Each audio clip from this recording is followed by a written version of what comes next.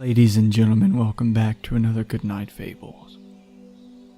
Tonight we have our fourth installment of Aesop's Fables, and we'll be starting with the dog and his reflection and ending with the young crab and his mother.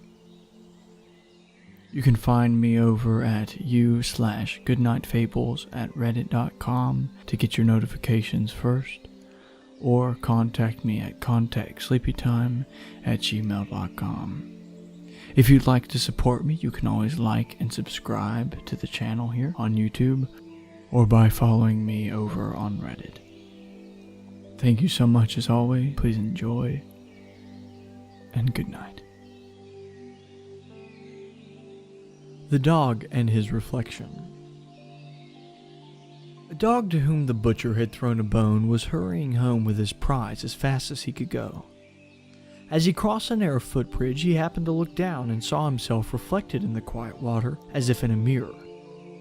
But the greedy dog thought he saw a real dog carrying a bone much bigger than his own. If he had stopped to think, he would have known better, but instead of thinking, he dropped his bone and sprang at the dog in the river, only to find himself swimming for dear life to reach the shore. At last, he managed to scramble out. As he stood sadly thinking about the good bone he had lost, he realized what a stupid dog he had been.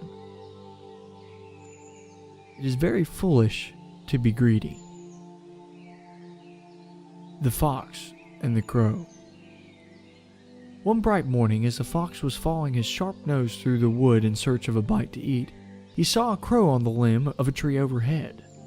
This was by no means the first crow the fox had ever seen.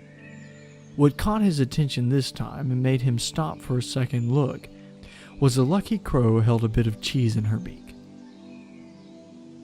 No need to search any farther, thought sly Master Fox. Here is a dainty bite for my breakfast.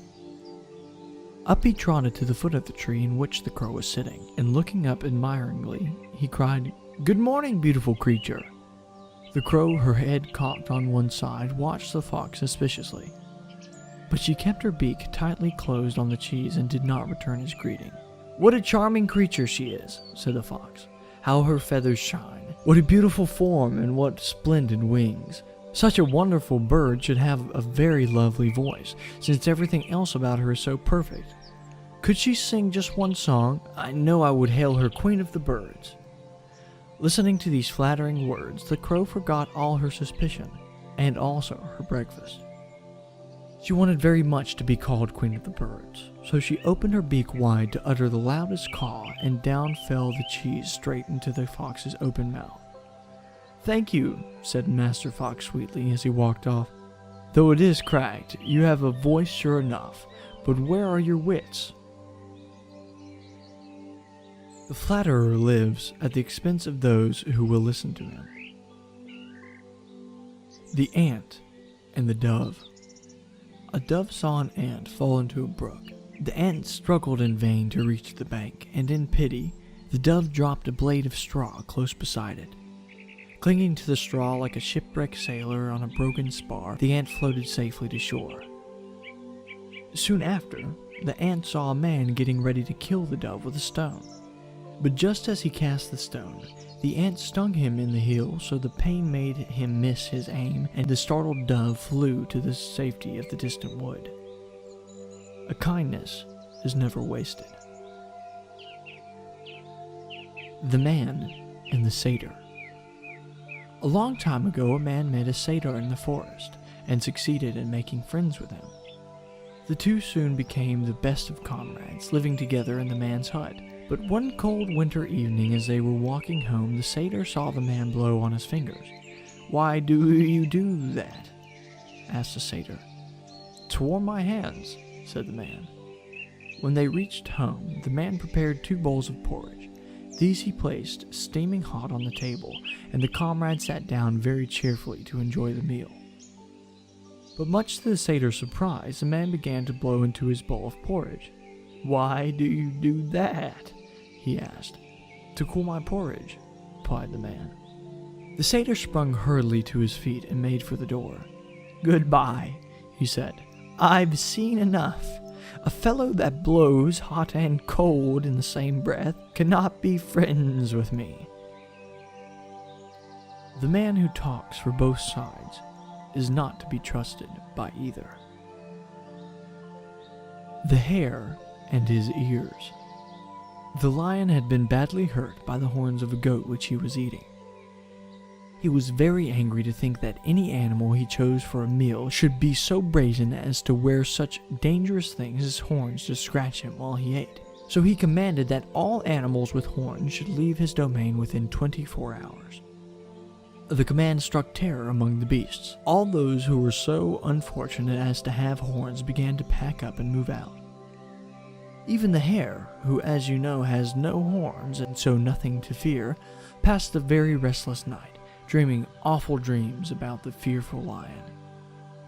And when he came out of the warren in the early morning sunshine, and there saw the shadow cast by his long and pointed ears, a terrible fright seized him. "Goodbye, neighbor Cricket," he called. "I'm off.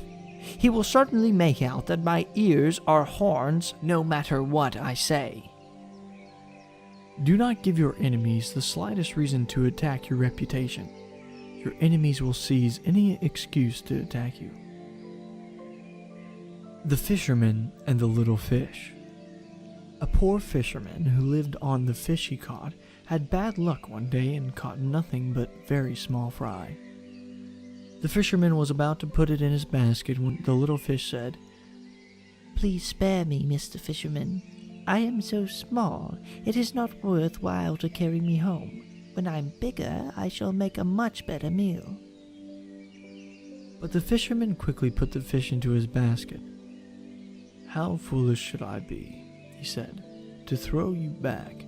However small you may be, you are better than nothing at all. A small gain is worth more than a large promise." The Wolf and the Kid. There was once a little kid whose growing horns made him think he was a grown-up billy goat, and able to take care of himself. So one evening, when the flock started home from the pasture and his mother called, the kid paid no heed and kept right on nibbling on the tender grass. A little later, when he lifted his head, the flock was gone. He was all alone. The sun was sinking. Long shadows came creeping over the ground. A chilly little wind came creeping with them, making scary noises in the grass. The kid shivered as he thought of the terrible wolf. Then he started wildly over the fields, bleating for his mother. But not halfway near a clump of trees, there was the wolf. The kid knew there was little hope for him. "Please, Mr. Wolf," he said, trembling, "I know you are going to eat me. But first, please pipe me a tune, for I want to dance and be merry as long as I can." The wolf liked the idea of a little music before eating, so he struck up a merry tune, and the kid leaped and frisked gaily. Meanwhile, the flock was moving slowly homeward. In the still evening air, the wolf's piping carried far.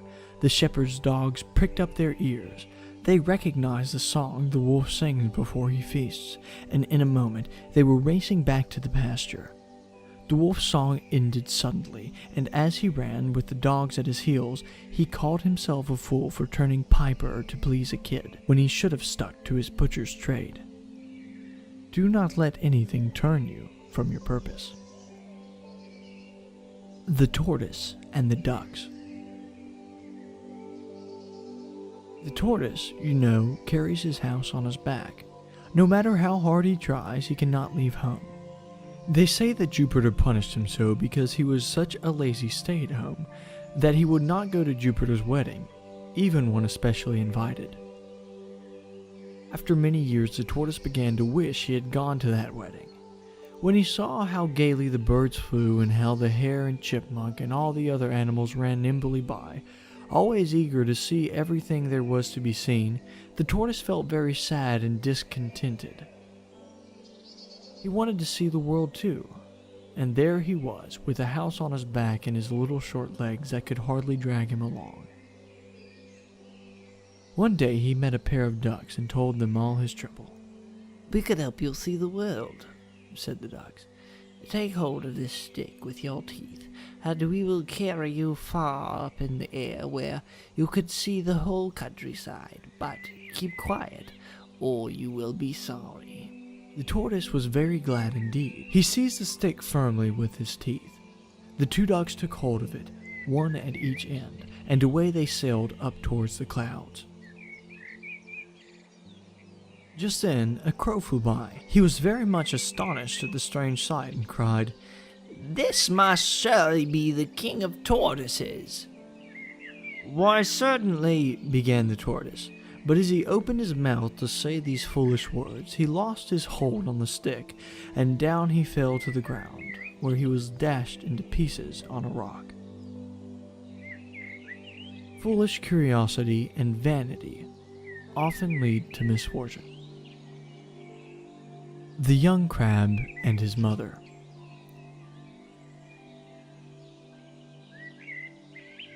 "Why in the world do you walk sideways like that?" said a mother crab to her son. "You should always walk straight forward with your toes turned out." "Show me how to walk, mother dear," answered the little crab obediently. "I want to learn." So the old crab tried and tried to walk straight forward, but she could walk sideways only, like her son.